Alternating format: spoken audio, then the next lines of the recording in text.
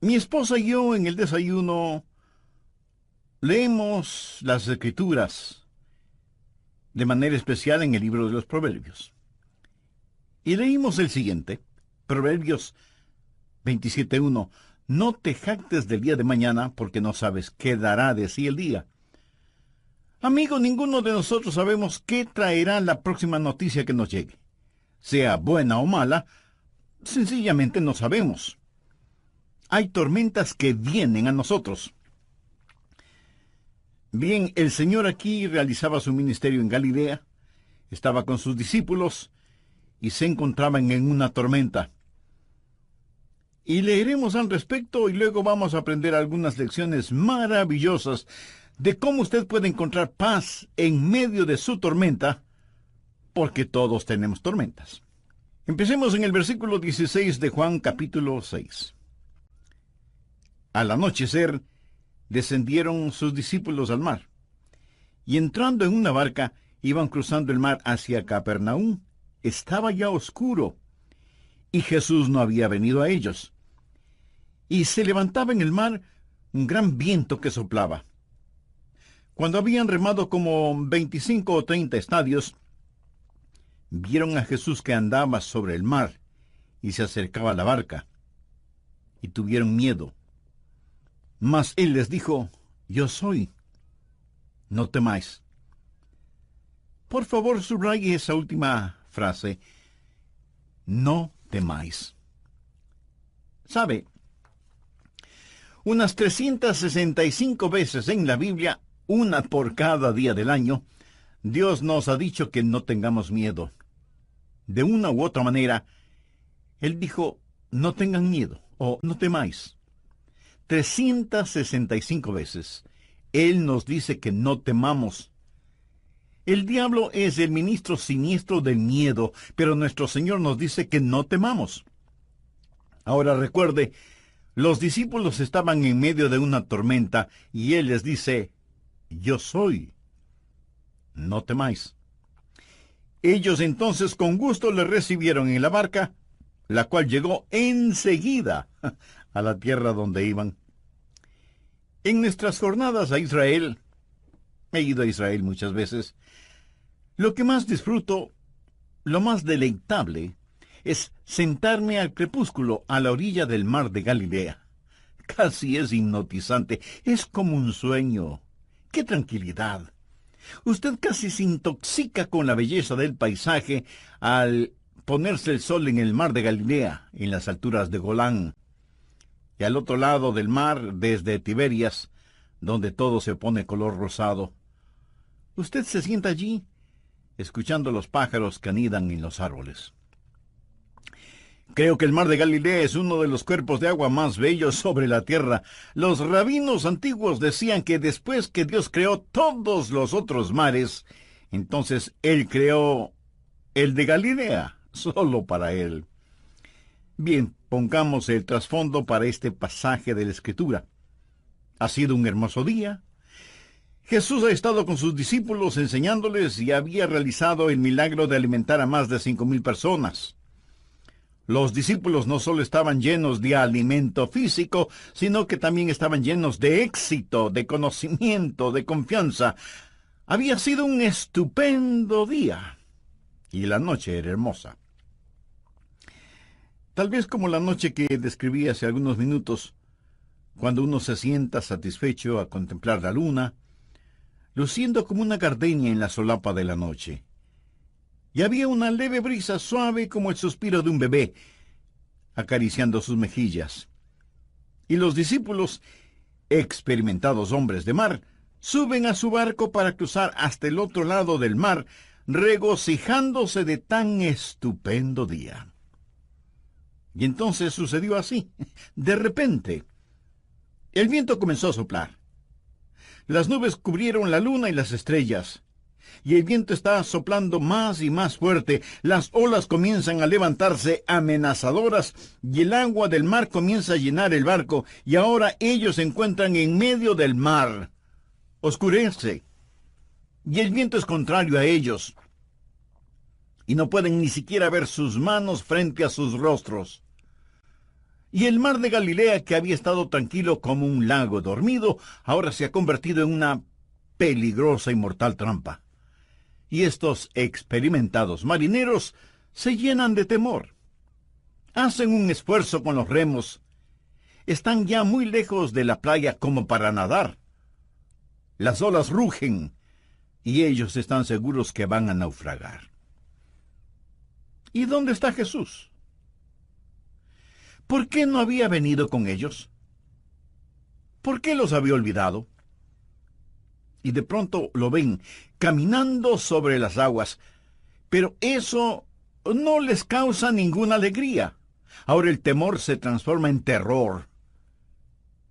¿Qué es lo que está sobre las aguas? ¿Es un monstruo marino? ¿Es un fantasma? Y entonces le reconocen, es Jesús, y caminando sobre las aguas. Y él les habla y les dice, no temáis. En el Evangelio de Mateo dice, tened ánimo, soy yo, no temáis. Y ellos lo recibieron en el barco, y cuando así lo hicieron, observe esto, cuando así lo hicieron, de inmediato se encontraron en la playa. Ahora quiero darles 6 principios. Por favor, anótelos. Esto es lo que usted puede decir cuando está en una tormenta. Primero, estoy gobernado por su providencia. Lo que le sucedió a estas personas aquel día no fue ninguna coincidencia, no fue un error, ni era algo que debía haberse evitado. La tormenta sencillamente no tomó a Jesús por sorpresa. Amigos, si Jesucristo puede caminar sobre el agua, Jesucristo puede ciertamente pronosticar y prever el tiempo. Esto no fue incidental, fue providencial. Ponga al margen Mateo capítulo 14 y versículo 22. La Biblia dice, enseguida Jesús hizo a sus discípulos entrar en la barca. Él les dijo, ustedes deben hacerlo. Era Jesús quien los envió a esa tormenta. Puede ser que Dios ha diseñado su tormenta. Dios ha diseñado su tormenta, y si Él no la ha diseñado, escuche, si Él no la ha diseñado, Él ciertamente la ha permitido porque nuestro Dios está en control de todo.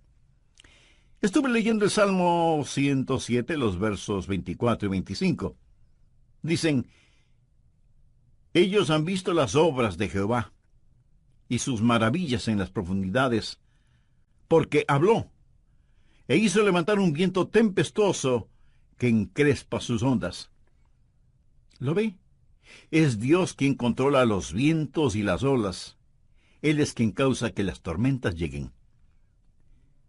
Verá, es una teología vacía el decir que si estamos en la voluntad de Dios, vamos a navegar apaciblemente por el mar de la vida, que no tendremos enfermedades, ni penas, ni desilusiones, ni separación, que no habrá muerte en nuestra familia, que no habrá problemas.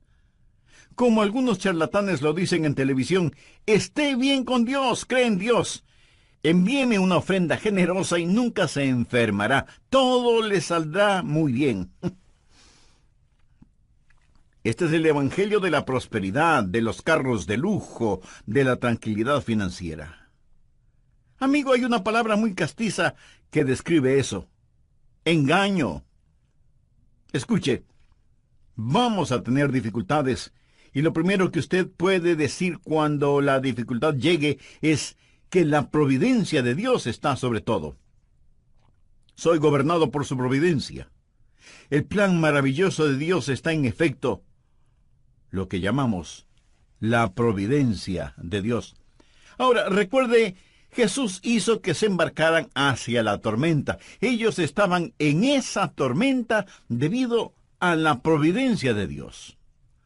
Lo segundo que usted puede decir es, número 2, estoy creciendo por su plan. El plan de Dios es no complacerle. El plan de Dios es ensancharle. Ponga en su margen Salmo 4, versículo 1. Cuando estaba en angustia, tú me hiciste ensanchar. ¿Lo escuchó? Cuando estaba en angustia, tú me hiciste ensanchar. Quiero hacer una pregunta a aquellos de ustedes que han estado por algún tiempo en tribulaciones. ¿Cuándo ha crecido más? ¿Cuando todo estaba bien y navegaba calmadamente? ¿O cuando llegó la tormenta? ¿No creció usted más en la tormenta, en el dolor, cuando estaba aferrado a Cristo y tenía que clamarle? En la Biblia hay las tormentas que corrigen y tormentas que perfeccionan. De hecho, Jonás, quien pasó la noche en un colchón acuático, estaba en una de estas tormentas correctoras, es decir, él estaba en ella porque estaba fuera de la voluntad de Dios, él huía de Dios. Y Dios envió una tormenta correctora. Mas hay también tormentas que perfeccionan. Estos discípulos no estaban fuera de la voluntad de Dios. Entonces, ¿por qué estaban en una tormenta? Porque, escuche bien, se vieron en una tormenta porque estaban en la voluntad de Dios. Fue Jesús, nos relata Mateo, quien les hizo entrar en la barca. Estaban en esta tormenta porque obedecían a Jesús. Bien, ¿por qué Jesús querría que ellos estuvieran en una tormenta? Porque Él quería que ellos crecieran. A menudo he compartido estas palabras. Desconozco el autor. Dice, caminé 1 milla con el placer, charlamos todo el camino, pero no me dejó más sabio con todo lo que tenía que decir. Caminé 1 milla con el sufrimiento. Ni una palabra dijo, pero las cosas que aprendí del sufrimiento cuando el sufrimiento caminó conmigo. ¿No es eso cierto? Cuando estaba en angustia, tú me hiciste ensanchar. Y alguien dijo que la fe es como un rollo de fotografías, se revela en la oscuridad. Es cuando aprendemos a confiar en el Señor.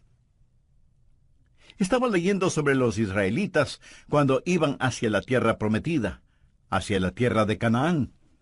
Y en la tierra de Canaán había algunos gigantes, hijos de Anac, poseídos por el demonio.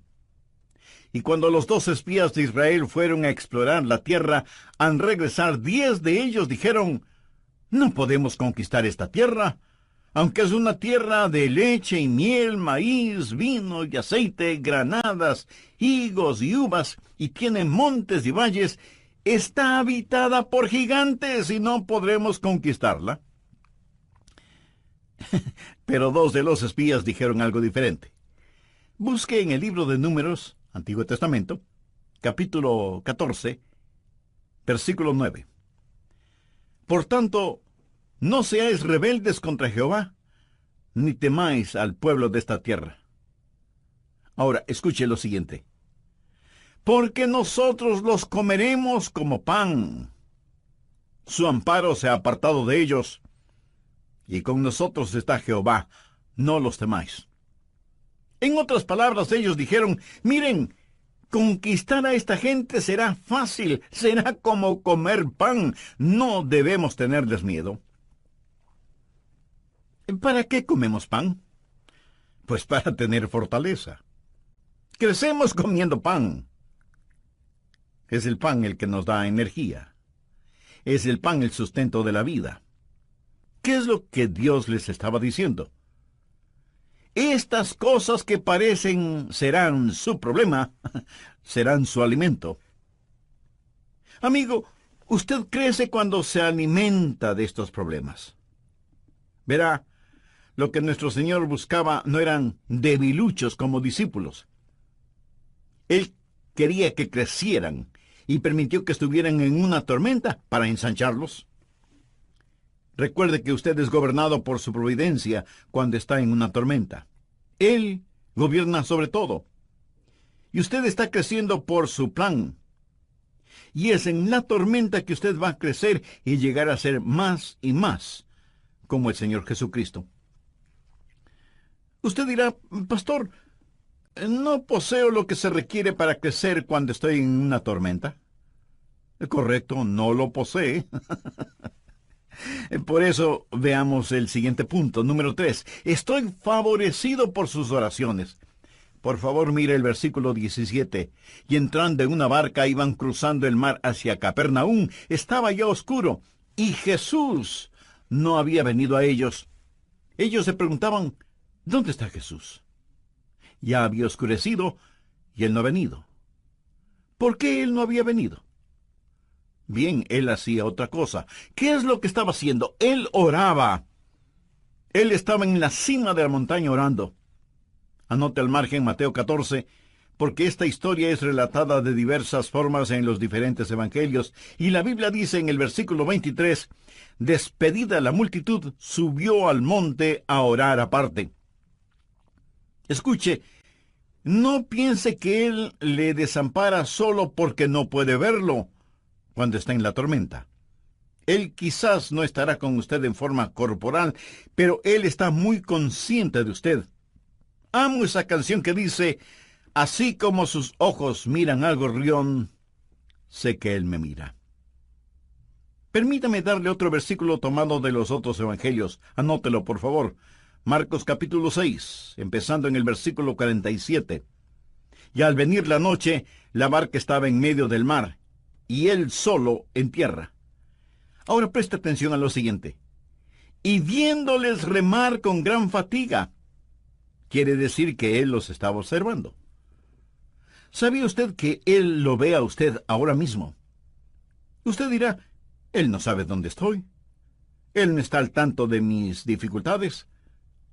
¿Por qué está él tan lejos? ¿Por qué estoy yo en la tormenta y él en la orilla? Amigo, él está allí orando por usted. Él se apartó a un monte para orar. Él está allí en el monte mirando hacia abajo.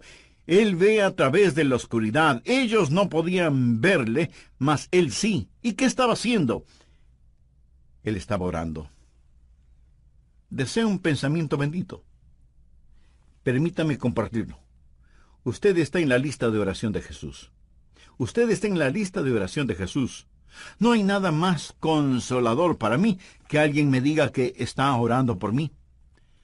Hace algún tiempo fui a recibir a una persona en el aeropuerto. Yo no estaba ni siquiera seguro de que él supiera mi nombre. Él es un estupendo maestro bíblico, y cuando me vio, me abrazó y me dijo, Adrián, oré por ti esta mañana. Un poco sorprendido, yo le dije, eso es maravilloso. Y él añadió, Adrián, yo oro por ti cada mañana, todos los días. ¿Sabe? Eso me conmovió profundamente. Hay billones de personas en esta tierra, hay gente por la que nunca nadie ha orado. Si usted está en la lista de oración de alguien, usted es muy bendecido, y le puedo asegurar que usted está en la lista de oración de Jesús. El Señor Jesús le conoce por nombre, y la Biblia dice que Él vive para interceder por nosotros. En Hebreos 7:25 leemos, por lo cual Él puede también salvar perpetuamente a los que a Él se acercan, viviendo siempre para interceder por ellos.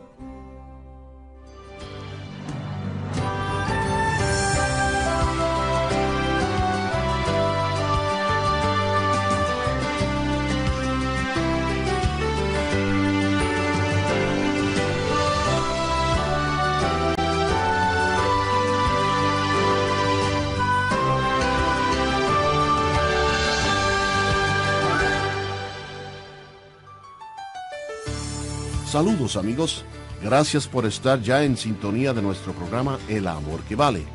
Compartimos la serie Cómo ganar las batallas internas. El Señor Jesús muchas veces dijo, yo soy. Nunca dijo, yo fui, pero a lo mejor ya no soy. Tampoco dijo, yo seré, pero a lo mejor no lo seré. No, Él dijo, yo soy. Yo soy el que soy. Nunca hubo un tiempo cuando Jesús no fue.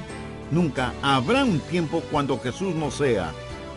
Amigo, en medio de su tormenta personal, solo recuerde esto. Cuando Él dice, yo soy, es una proclamación de su presencia y un anuncio de abundancia. ¿Está usted perdido? Él dijo, yo soy el camino. ¿Está padeciendo hambre? Él dijo, yo soy el pan de vida. Está tropezando en la oscuridad. Él dijo, yo soy la luz del mundo. Y si usted está muerto en sus delitos y pecados, Él le dice, yo soy la resurrección y la vida. Tenga su Biblia en la mano y un cuaderno de notas para que saque el máximo provecho de nuestro estudio, cómo encontrar paz en medio de su tormenta. En el programa anterior, el doctor Adrian Rogers mencionó que hay un refrán que dice, no hay hogar sin sus secretos. Esto simplemente significa que tarde o temprano todos tendremos problemas. Las tormentas nos llegan a todos. En la voz del pastor Lenín de Llanón, el doctor Adrian Rogers nos concluye su mensaje Cómo encontrar paz en medio de su tormenta. Recuerde que paz no es la sustracción de los problemas de la vida. La paz es la suma de poder para enfrentar estos problemas. Esa es la paz de Dios. Y empecé a compartir en el programa anterior 6 principios básicos que puede decirlos cuando enfrenta una tormenta. Primero, estoy gobernado por su providencia. Segundo, estoy creciendo por su plan. Tercero, estoy favorecido por sus oraciones. La Biblia dice que Él, o sea, el Señor Jesús, vive para interceder por nosotros. Hebreos 7:25. Por lo cual puede también salvar perpetuamente a los que por Él se acercan a Dios, viviendo siempre para interceder por ellos. ¿Usted ha venido a Dios por medio de Jesús? Entonces, está en su lista de oración. ¿Y qué está haciendo? Escuche, el trabajo terminado de Jesús es el Calvario. El trabajo no terminado de Jesús es su ministerio de oración. Así que estoy gobernado por su providencia, estoy creciendo de acuerdo a su plan y soy bendecido por sus oraciones. No solo favorecido por sus oraciones, sino también estoy animado por su presencia. Él vendrá. Mire, por favor, nuevamente Juan 6, el versículo 20. Mas Él les dijo, yo soy, no temáis. Y en Mateo, Él les dice que tengan ánimo. Mateo 14, versículo 27. Pero enseguida Jesús les habló diciendo, tened ánimo, yo soy, no temáis. Puedo ver a estos discípulos con el sudor en sus frentes y sus rostros reflejando el temor, sus manos ceñidas a los remos, fatigados con dolor de espalda, remando y remando. Pedro grita, más fuerte, que nos vamos a hundir. Y Tomás dice, no creo que vayamos a lograrlo, vamos a naufragar. Y entonces ellos ven a Jesús. Le pregunto, ¿por qué Cristo no llegó antes? ¿Por qué esperó? Sabía que Él se esperó allí por mucho tiempo. Si usted lee la historia, se dará cuenta que ellos estuvieron en alta mar durante varias agonizantes horas. Y aquí se encontraban en la hora más oscura de la noche. Y Mateo relata que Jesús llegó en la 4ª vigilia de la noche. Eso es entre las 3 y las 6 de la mañana, la hora más oscura. Durante largas y agonizantes horas, parecía que Él se hubiera olvidado de ellos. Y no fue que Jesús se había olvidado de ellos, realmente fueron los discípulos quienes se habían olvidado de Jesús. ¿Sabe? Jesús acababa de realizar un milagro.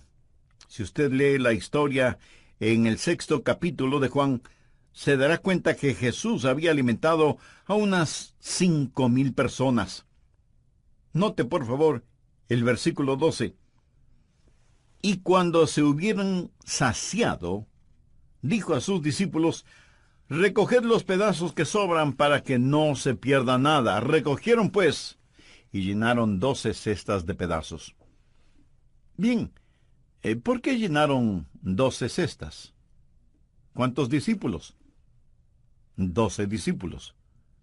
Bien, Él les dijo, ahora recojan todo, recojan los pedazos que sobraron. Cada discípulo tenía una cesta de pan al lado de sus pies. En esa barca hay unas cestas de pan. Él acababa de llevar a cabo un milagro y ahora ahí están ellos llenos de temor. Y pensaban, ¿por qué Jesús se ha olvidado de nosotros? Ellos se habían olvidado de Jesús. Ellos se olvidaron de lo que Jesús había hecho. ¿Acaso no tendemos a hacer eso? Es decir, ¿cuántas veces nuestro Señor nos ha liberado, realizando milagros para nosotros, pero nosotros nos hemos olvidado de Él? Lo que ellos debieron haber hecho era, recuerde, lo que Pablo enseñó en 1 Tesalonicenses capítulo 5, verso 18. Dad gracias en todo, porque esta es la voluntad de Dios para con vosotros en Cristo Jesús. Pero nuestro Señor esperó. ¿Por qué esperó? Bueno, su espera, su retraso antes de llegar a ellos, fue estratégico y deliberado. Por favor, anote este versículo, Isaías capítulo 30, versículo 18. Por tanto, Jehová esperará para tener piedad de vosotros. ¿No es este versículo estupendo? Por tanto, Jehová esperará, no para ser cruel con usted, sino para tener piedad de vosotros y por tanto será exaltado. Dios está en el negocio de hacer gloria para sí. Será exaltado teniendo de vosotros misericordia, porque Jehová es Dios justo. Eso significa discernimiento. Él no solo sabe lo que usted quiere, Él sabe lo que usted necesita. Y entonces dice, bienaventurados todos los que confían en Él. Dios espera. Usted necesita esperar. Y sabe lo que Dios espera. Dios está esperando que usted espere en Él. Dios espera que usted espere en Él. ¿Alguna vez ha pensado en la deliberada tardanza del Señor? Estuve leyendo el capítulo 11 de Juan, que relata la muerte de Lázaro. María y Marta, que amaban a Jesús, y sabían que Jesús también amaba a Lázaro, mandaron a buscar a Jesús, que entonces estaba en Betania. Y le dijeron, Señor, aquel a quien tú amas está enfermo. La Biblia dice que Jesús se quedó 2 días más en el lugar donde estaba. 2 días más, antes de que él hiciera alguna cosa. Aún antes de empezar a caminar hacia la casa de sus amigos. Ahora, supongo que usted recibe un mensaje que alguien de su familia inmediata, está enfermo o enferma, y usted dice, bueno, creo que me quedaré aquí un par de días más. Eso sería poco menos que cruel e inhumano, ¿no le parece? Usted diría de inmediato. Pero Jesús esperó 2 días, y cuando llegó, ya habían pasado 4 días. Y Jesús dijo, me alegro de que Lázaro esté muerto. Algunos de ustedes dirán, pero pastor, ¿qué es lo que está diciendo? Escuche con atención. Eso es lo que Jesús dijo, no con sus palabras, sino con sus acciones. Porque Jesús sabía lo que iba a hacer, iba a resucitar a Lázaro. Ahora, suponga que Jesús hubiera venido inmediatamente y hubiera sanado a Lázaro. Y él pudo haberle hecho así, pero no lo hizo. ¿Sabe por qué? Porque si hubiera sanado a Lázaro, algunos hubieran dicho que Lázaro de todas maneras se hubiera sanado. O, ¿cómo saber si en realidad Jesús lo sanó? Pero ellos no tuvieron ninguna explicación frente al milagro de la resurrección de Lázaro. Jesús tuvo un plan. Y ese plan no tuvo ningún sentido para Marta, quien prácticamente le llamó la atención a Jesús. No tuvo ningún sentido para María tampoco. Pero tenía sentido para el Señor Jesús. Por lo tanto, el Señor espera. Dios dio una promesa en el jardín del Edén, que enviaría al Mesías. Pero esperó 4,000 años. ¿Escuchó lo que dije? esperó 4000 años antes de hacerlo. La Biblia dice, cuando vino el cumplimiento del tiempo, Dios envió a su Hijo. Cuando vino el cumplimiento del tiempo. Muchas veces tratamos de cosechar las bendiciones de Dios antes de que maduren. Jehová esperará para tener piedad de vosotros, teniendo de vosotros misericordia. Bienaventurados todos los que confían en Él. Dios desarrolla paciencia. Dios nunca tiene prisa, pero nunca se atrasa tampoco. Habacuc 2, versículo 3 dice, aunque la visión tardará aún por un tiempo, mas se apresura hacia el fin, y no mentirá. Muchos esperamos el regreso de Jesús. La gente dice, ¿dónde está la promesa de su advenimiento? Porque desde el día en que los padres durmieron, todas las cosas permanecen así como desde el principio de la creación. Anótelo simple y llanamente. Él está por venir. Él viene. Y Él regresa en el tiempo perfecto de Dios. Pero Él retorna. Nuestro Señor está por venir. Luego usted puede decir, en el medio de su tormenta, estoy protegido por su poder. Note lo que Él dice en el versículo 20, yo soy. No temáis. Yo no sé quién dijo esto primero, mas es verídico. La voluntad de Dios nunca le llevará donde la gracia de Dios no pueda mantenerlo. Eso es bueno. La voluntad de Dios nunca le llevará donde la gracia de Dios no pueda mantenerlo. Eso es eternamente verdadero. Verá, enseguida Jesús hizo a sus discípulos entrar en la barca e ir delante de él a la otra ribera. Usted leyó eso en la palabra de Dios. Él les dijo que cruzaran el mar, no que bucearan. Iban sobre, no debajo del mar. Dios tiene un plan para usted.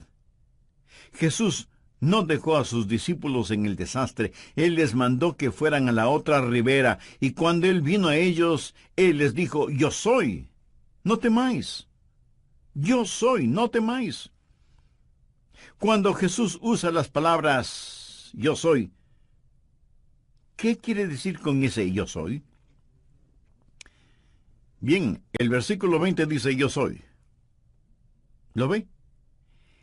Ellos entonces con gusto le recibieron en la barca, la cual llegó enseguida a la tierra a donde iban.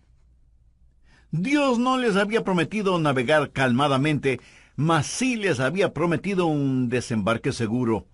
Llegaron enseguida a la tierra a donde iban.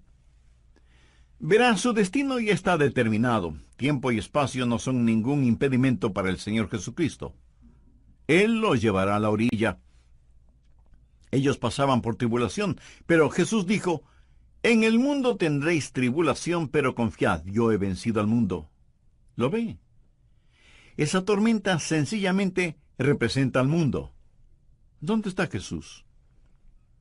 Jesús ha vencido al mundo. Eso es lo que le está diciendo. Amigo, hagamos otra aplicación para concluir. El barómetro espiritual está bajando, y todos los que podemos leer las señales de los tiempos, sabemos que se está formando una tormenta, se está formando una tempestad. En ocasiones, el mar es más tranquilo antes de la tormenta, y esto lo aprendí en la Florida. Cuando dicen que viene un huracán, usted sale afuera y dice, no puede ser, jamás, nunca. Sin embargo, el barómetro baja y sabe que la tempestad se viene. La Biblia nos lo dice. Amigos, pronto nuestro Señor, que ha estado en el monte de su gloria orando por nosotros, va a levantarse de su trono. Entonces caminar sobre el agua será como un juego de niños. Él descenderá caminando en las nubes, Él regresará en su gloria, y nosotros los que estamos aquí en el mar del tiempo, inmediatamente estaremos en las orillas de la eternidad. La Biblia dice que así sucedió con los discípulos. Tan pronto como recibieron a Jesús en el barco, estuvieron de inmediato en la orilla. ¿Ha recibido usted a Jesucristo? ¿Ha confiado en Él? Le invito a que me acompañe en una corta oración. Si usted necesita que Jesús sea su Señor y Salvador en forma personal, ¿por qué no lo recibe en su vida ahora mismo? Recíbalo en su corazón, en su vida, no solo para que esté con usted, sino que por fe esté en usted. Puede orar conmigo de la siguiente manera: querido Dios, soy un pecador, estoy perdido y necesito ser salvo. Jesús, tú moriste para salvarme y prometiste así hacerlo si confiaba en ti. Confío en ti, Jesús, ahora mismo, con todo mi corazón. Entra en mi corazón, perdona mis pecados, sálvame, Señor Jesús. Y gracias por perdonarme y salvarme. Ahora comienza a ser la clase de persona que tú quieres que sea. Y porque tú moriste por mí, yo viviré para ti. Ayúdame a no avergonzarme de ti. Dame el valor para confesarlo públicamente. En tu nombre lo pido. Amén. Hemos hablado de la paz en medio de su tormenta. La Biblia habla de paz que sobrepasa todo entendimiento. No la puede obtener con las píldoras.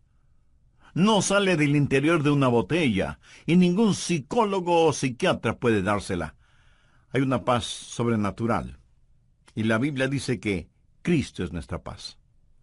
Si usted repitió esa oración conmigo hace unos instantes e hizo una decisión por Cristo, por favor escríbanos para regocijarnos espiritualmente con usted, conocerle en una forma más personal y tener el privilegio de orar por usted y su nuevo caminar